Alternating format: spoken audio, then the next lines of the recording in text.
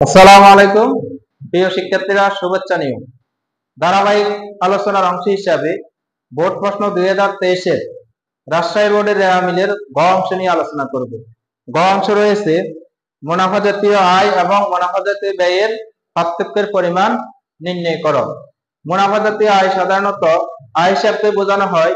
মুনাফা জাতীয় ব্যয় বলতে সাধারণত ব্যয় হিসাবে বোঝানো হয়। মূলধন জাতীয় আয় হলো দায়, মূলধন জাতীয় ব্যয় হলো সম্পদ। আজকের প্রশ্নে মুনাফা জাতীয় আয় সমূহের মধ্যে রয়েছে প্রথমত বিক্রয়। বিক্রয় হলো মুনাফা জাতীয় আয়ের মধ্যে, অর্থাৎ প্রত্যক্ষ পরিচালন আয়। বিক্রয় 3,90,000 টাকা। বিক্রয় থেকে বিক্রয় ফেরত 4,000 টাকা বাদ দেওয়ার পর আছে 3,86,000 টাকা। দ্বিতীয়ত শিক্ষানবিশ সালামি। শিক্ষানবিশ সালামি মুনাফা জাতীয় আয়, অর্থাৎ অপরিচালন আয়। শিক্ষানবিশ সালামি রয়েছে 42,000 টাকা। মোট মুনাফা জাতীয় আয়ের পরিমাণ হলো 4,28,000 টাকা। মোট মুনাফা জাতীয় ব্যয়। মুনাফা জাতীয় ব্যয়ের মধ্যে আজকের প্রশ্নে প্রথমত বিক্রিত পণ্যের ব্যয় নির্ণয় করতে হবে। বিক্রিত পণ্যের ব্যয় নির্ণয় করতে হলে প্রথমত প্রারম্ভিক মজুত পণ্য সাথে সকল প্রকার প্রত্যক্ষ খরচ সমূহ যোগ করতে হবে। যোগ করে সমাপনী মজুত পণ্য বাদ দিতে হবে। যেমন মজুত পণ্য 1/1/2022, অর্থাৎ প্রারম্ভিক মজুত পণ্য 1,05,000 টাকা। ক্রয় 2,60,000 টাকা।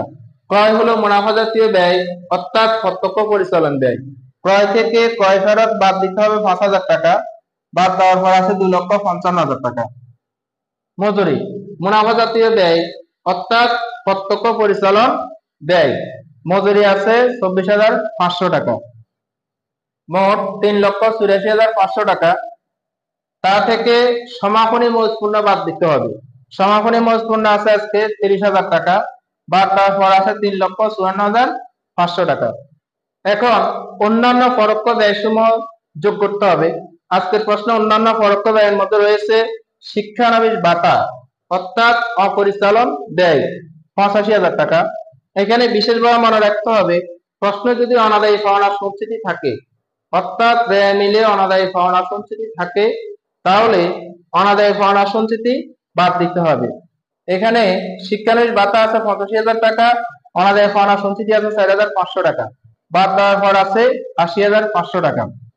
মোট মুনাফা জাতীয় ব্যয় হলো 4,35,000 টাকা। মুনাফা জাতীয় আয় হলো 4,28,000 টাকা।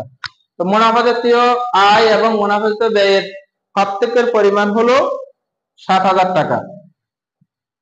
পরিশেষে প্রিয় শিক্ষার্থীদের সাফল্য ও কল্যাণ কামনা করে আজকে এখানে শেষ করছি। ধন্যবাদ সবাইকে। আল্লাহ হাফেজ।